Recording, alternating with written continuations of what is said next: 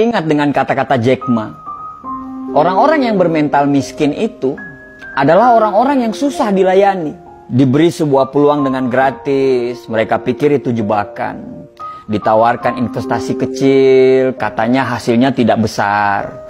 Ditawarkan investasi yang besar, katanya mereka nggak punya modal. Diajak melakukan hal-hal yang baru, mereka berpikir bahwa mereka tidak punya pengalaman. Diajak bisnis tradisional, katanya persaingannya itu berat sekali di luaran. Diajak bisnis yang model baru, katanya itu multi level marketing. Diajak buka toko, katanya ngeluh nggak bebas. Diajak bisnis apa aja, mereka bilang mereka nggak punya keahlian. Jadi orang-orang bermental miskin ini selalu berpikir lebih banyak daripada profesor, tapi bertindak lebih sedikit dari orang buta. Dan coba Anda tanyakan kepada mereka, apa yang sudah mereka lakukan terhadap hidup mereka? Niscaya mereka akan susah untuk menjawab apa yang Anda tanyakan. Padahal hidup itu berjalan terus. Dan tanpa mereka sadari, mereka itu lagi menyia-nyiakan hidup yang hanya sementara di dunia ini. Apa yang terjadi dengan kita sekarang?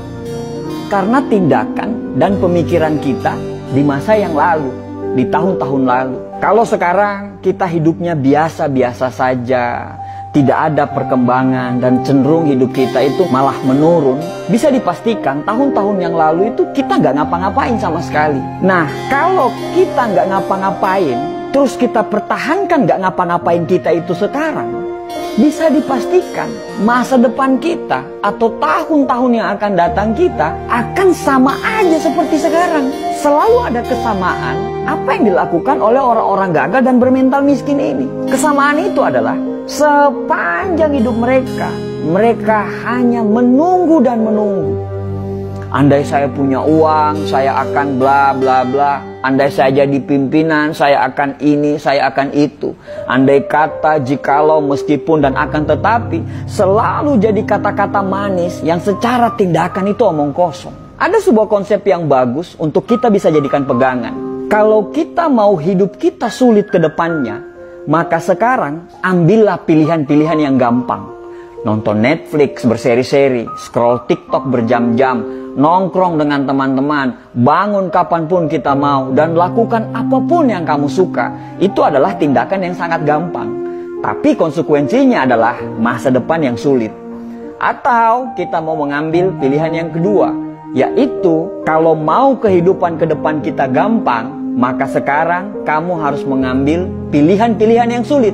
Bikin rencana hidup, disiplin terhadap waktu, belajar hal-hal yang baru tanpa melupakan untuk mempertajam ilmu-ilmu yang lama, berteman dengan orang-orang yang mau diajak bertumbuh. Dan itu semua adalah pilihan-pilihan yang sulit.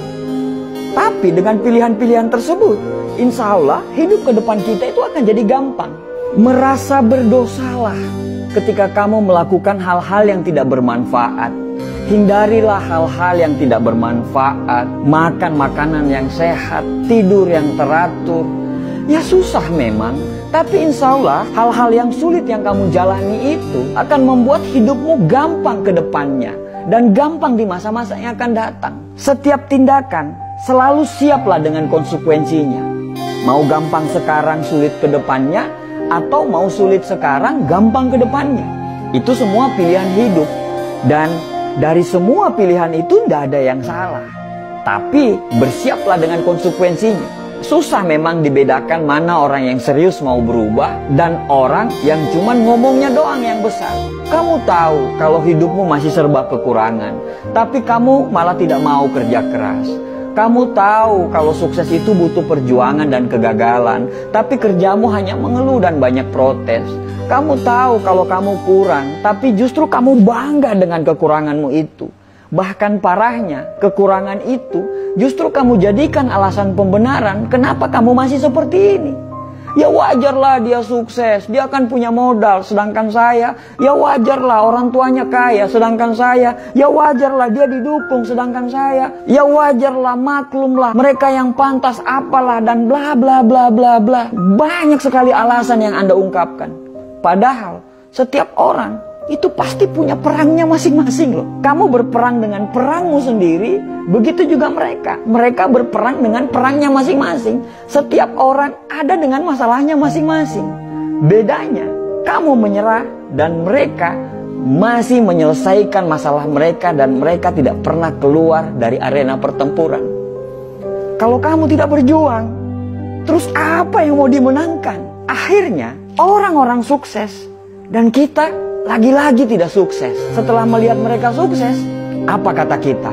Wajarlah, mereka kan beda. Ya iyalah beda. Orang-orang sukses itu pasti berbeda. Perbedaan tidak selalu yang terbaik, tapi yang terbaik pasti berbeda. Bukan beda makanannya, karena mereka pun makan apa yang seperti kita makan. Bukan beda dari kecerdasan. Terkadang orang-orang sukses itu justru kepintaran dan kecerdasannya itu jauh di bawah kita. Tapi yang membedakan itu adalah action dan tindakannya. Saat kamu menunggu perubahan datang, mereka selalu menciptakan perubahan. Sampai kapan kamu menunggu dan tertinggal? Lebih baik gagal karena melakukan sesuatu daripada sukses tapi tidak melakukan apa-apa dalam hidup. Manusia itu bisa berubah karena Tuhan menciptakan kita, selalu ada maksud dari penciptaan tersebut. Tidak ada yang bisa merubah diri kita kecuali diri kita sendiri yang mau berubah. Berdoa lebih banyak, bangun lebih pagi, belajar lebih giat lagi, cari lingkungan pertemanan yang memang betul-betul membuat kita bertumbuh. Selalu positif tiap hari dan jangan banyak mengeluh. Pelajari semua pola-pola kenapa orang bisa sukses. Karena sukses itu berpola, gagal pun berpola. Ya terserah kamu mau ngomong apa. Mau ngomong kita kebanyakan bacot lah atau apapun itu. Tapi setidaknya kami sudah mengingatkan. Tugas kami itu hanya mengingatkan. Sesungguhnya kamu tidak akan dapat memberi hidayah kepada orang yang kamu kasihi. Tapi Allah memberi hidayah kepada orang yang dikehendaki. Orang positif selalu saling mendoakan. Orang negatif akan saling menjatuhkan. Orang sukses itu paham proses. Sedangkan orang gagal pasti banyak protes.